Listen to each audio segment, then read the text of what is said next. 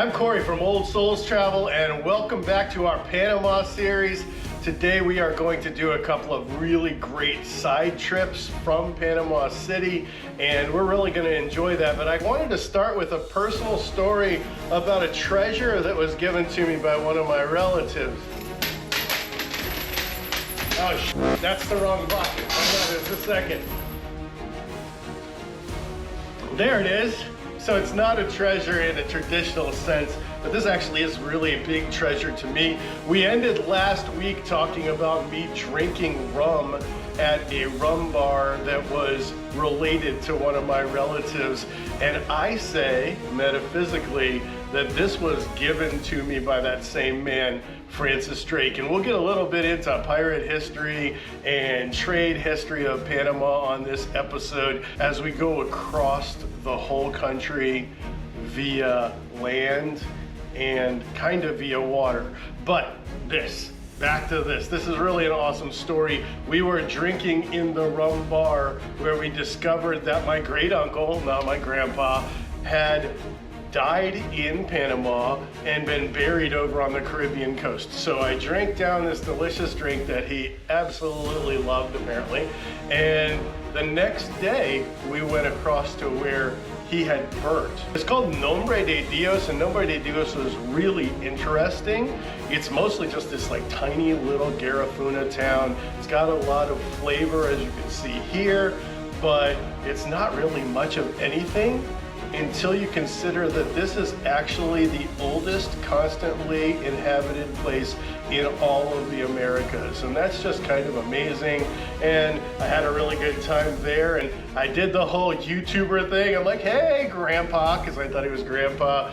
Family's good, all's good. And then we went over to Portobelo, which really was the whole purpose of Panama for me, because I run a museum and Portobelo is really important to the museum. And so when we went over to Portobelo, we ran around, we did all of our filming in Portobelo, and then when I was done, I walked down from the last fort and I did something called grounding. Many of you are probably familiar with this.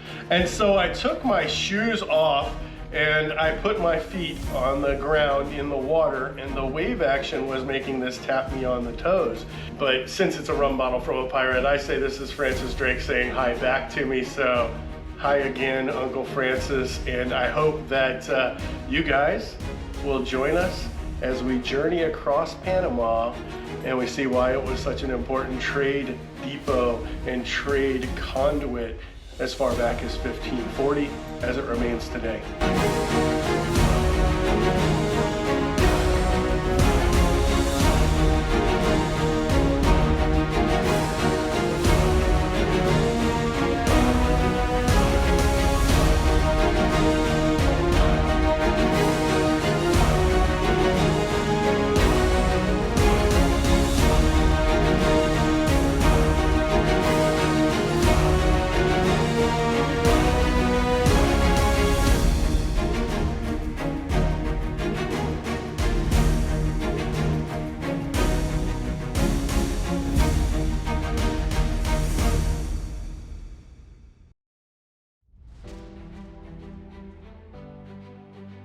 First, we need to start with a little bit of history. Panama was first discovered in 1501 by a gentleman named Bastidas. And Bastidas had sailed with Columbus on his second journey, and he discovered Panama in 1501.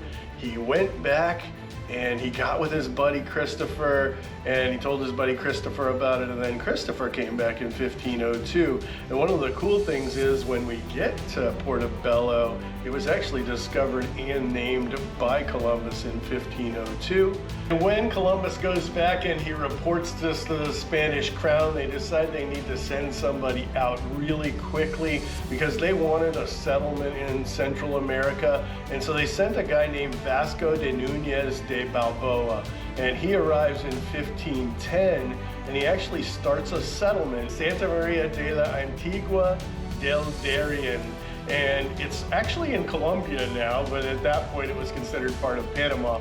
And so he settles here, and then all the Indians start telling him about another ocean that's like in walking distance. So he decides to trudge through the Darien Gap, which is hard to do even today, and he gets over to the Pacific, and he puts down a flag on the edge and he says, "Spain owns this sea." And so Spain owns the whole entire Pacific, which I didn't know until right now. But it was the first time that a European had seen the Pacific, at least through going through the Americas, and it led to a lot of really amazing things.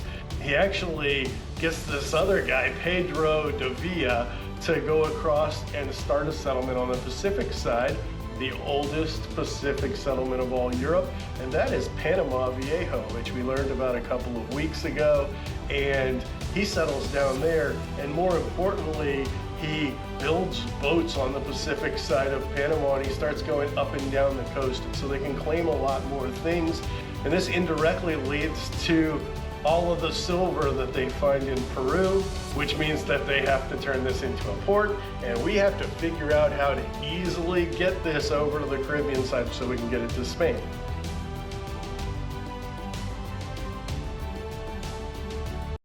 And our first side trip is to follow the Camino Real.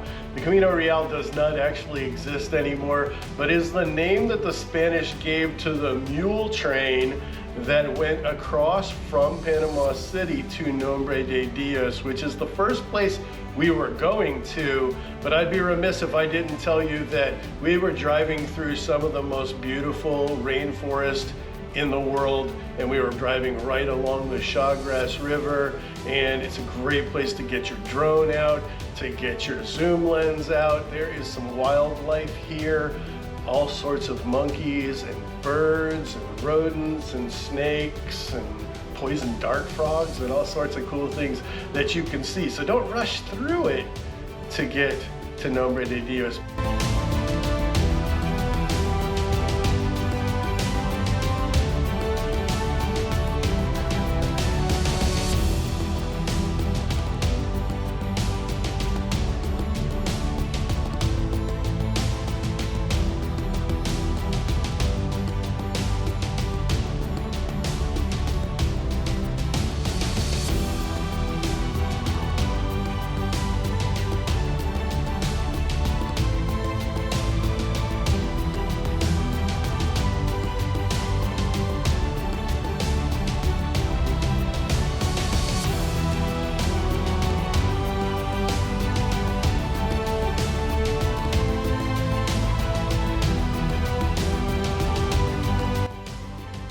But when you get to Nombre de Dios, now you are in the oldest continuously inhabited city in all of the Americas. And it's not that big or that important or that overwhelming, and there's almost nothing there about its history, except for that there's a Garifuna community there and a lot of really colorful buildings.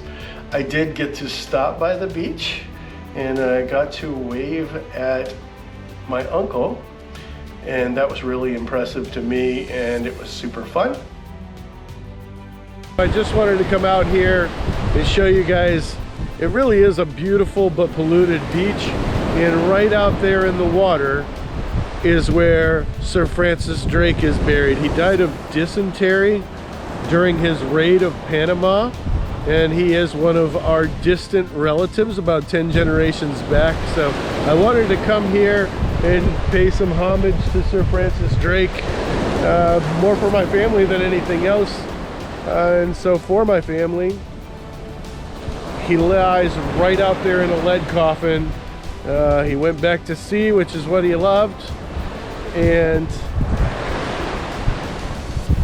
there really isn't any signs or anything that I can find about it, but it's still kind of cool, especially on a personal level.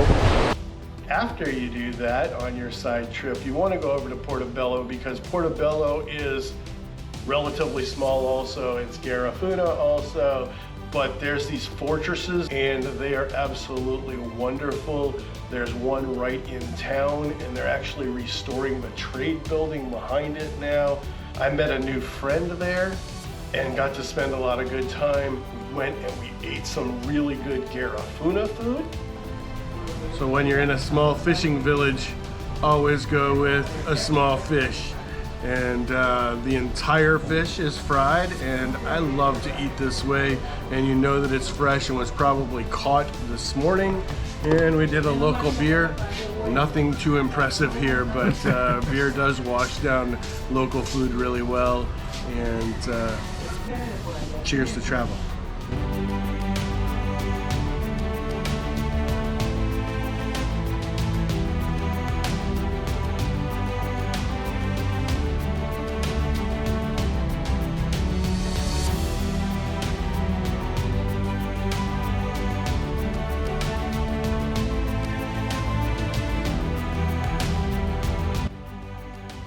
And then we went up to San Lorenzo, and San Lorenzo is actually a fort that's on both sides of the river. You can tour the one really easily. Just pull over and park. We went in, we filmed it. It's very picturesque and gorgeous. And then make sure that you go over. We took a boat, and it only cost us $20 for both of us. And they took us out for a tour of the bay, which became really important and had some beautiful views.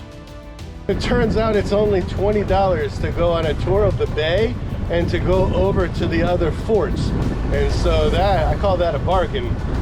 Maybe not the best I've ever had, but man, exciting. Let's go.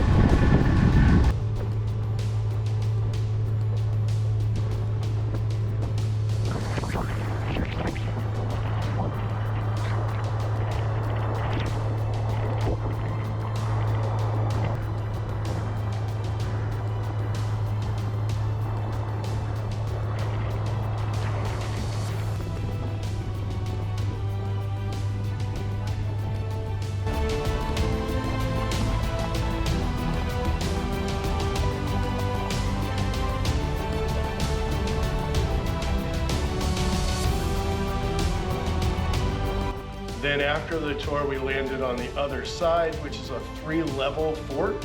We literally have this one all to ourselves. You have to beach your small boat up in here, and then you make your way up. There's actually 3 levels, so, oh, this is so amazing.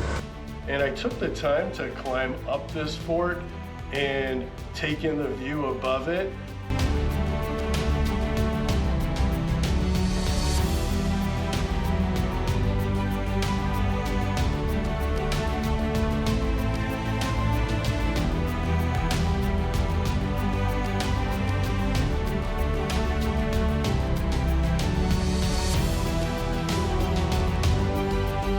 But that probably wasn't even the most impressive thing. They do controlled burns in the rainforest there to control the vegetation at the forts. And so I got to actually see it burning. And to me, that felt like it was like, oh, we've just been attacked. Climbed up to the upper battery here, and it has even better view if that's possible. And it's wonderful. And they're doing a little bit of a controlled burn here, but they're not babysitting it. And I heard there might be a third one higher. I'm gonna peek up this little, what looks like a trail going up a little bit and see if I see anything up there. But I really don't wanna get too far from this fire, even though it's small now. Fires climb uphill really quickly. You get to learn that if you're a wildland firefighter. And I don't want this one to end up being between me and the water. So I'm gonna see what I can see without going too far. If you guys wanna come along, it's at your own peril. And it was good, and it was good that they do the controlled burn, because that is always a good way of doing resource management as long as you don't let it get out of control. But after climbing up, coming back down, it started to rain a little bit, which was cooling. It's really hot. We went down and saw a little bit more, and that's when I went and sat in the water and found my bottom of the rum bottle. So all in all, that was super awesome. I would suggest this side trip to pretty much anybody who comes there. It is beautiful, and you get to see so many amazing things that make Panama unique.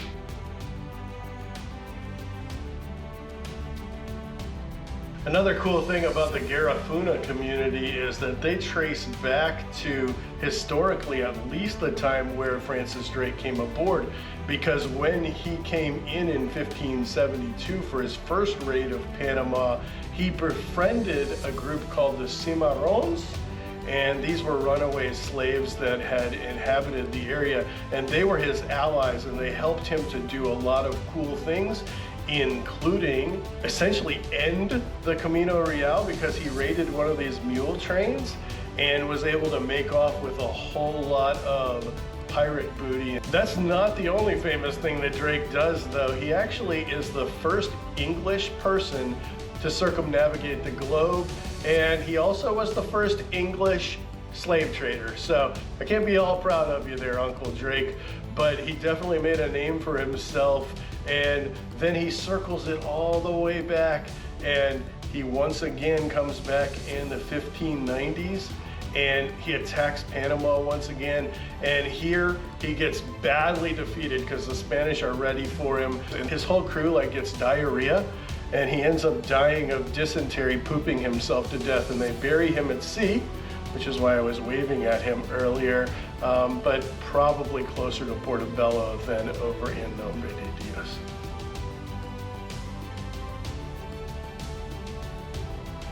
There were a lot of other pirates and privateers that raided here. It actually turns out that my little piece of glass comes from a later date, and we do believe that is when in 1739 a privateer named Admiral Vernon raided Portobelo.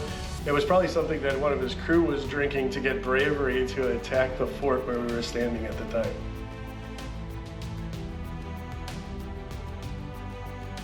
Our second suggested day trip is to the Panama Canal. We chose to go to the Miraflores locks because they're closer by, and it was more like a half of a day trip. We do suggest you go there in the morning at about 9 o'clock because you will not have as big a crowds as we had, and you'll get to see the ships sailing towards the Pacific at that point instead of towards the Atlantic. Make sure that you go there. You're gonna see a little museum there, the better museums in Casco Viejo, which we covered last week, but you will see some cool stuff there, and you'll get to see the ships, and this really is a modern marvel.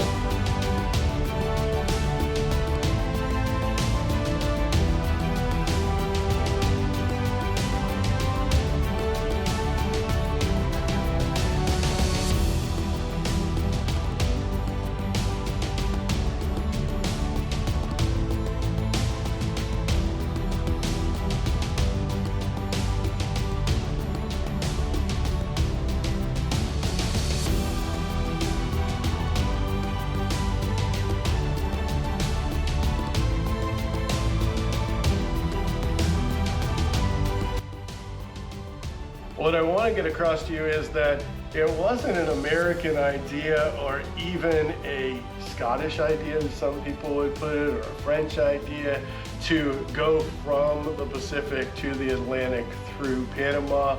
There had been the Camino Real, which we covered. They had switched over to doing most of it on the Chagres River, which we covered a little bit. They actually had a train before the Panama Canal, but the Panama Canal is a modern marvel. It is something to see, these giant ships making it across, and the locks and how fast they fill up, and the just mass of trade that happens through Panama, and it saves so much time to get from the Pacific to the Atlantic, and makes us a smaller world, and makes us have a lot more availability of things, so that we can get iPhones and things like that. And so I'm really glad they have the Panama Canal. I wish it wouldn't have been so difficult to build, and I wish it wouldn't have taken hundreds of years for them to figure it out. But Panama continues to impress. It continues to make me happy. I just got back from Costa Rica, and I gotta tell you, my #1 travel hack is, if you're choosing between Panama and Costa Rica, go check out Panama. Costa Rica is beautiful. We'll cover it in a couple of weeks, but your bang for your buck in Panama, sweet. So find yourself there, find yourself on the journey, subscribe and like. Cheers.